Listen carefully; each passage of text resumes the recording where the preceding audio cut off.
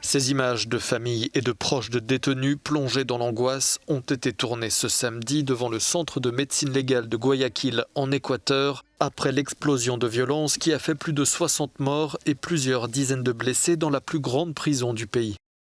Les affrontements entre gangs de détenus ont débuté vendredi soir et se sont poursuivis ce samedi.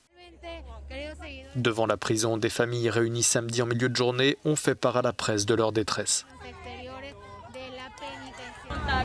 On ne sait rien. Ce que les prisonniers disent de l'intérieur, c'est qu'il n'y a pas de police ou de militaires qui contrôlent. Ils les laissent s'entretuer de sang-froid. La fusillade a commencé à 4 h de l'après-midi et la police n'est entrée qu'à 8 h du soir. Ils ne les aident pas, ils les laissent simplement s'entretuer. Le gouverneur de la province où se trouve la prison a dénoncé la sauvagerie des assaillants et un massacre total. Les autorités qui ont dû déployer près d'1 millier de policiers sur place disent avoir repris le contrôle en fin de journée ce samedi. Cette nouvelle explosion de violence survient 2 mois à peine après le plus grand massacre carcéral du pays survenu dans cette même prison et au cours duquel 119 personnes avaient été tuées.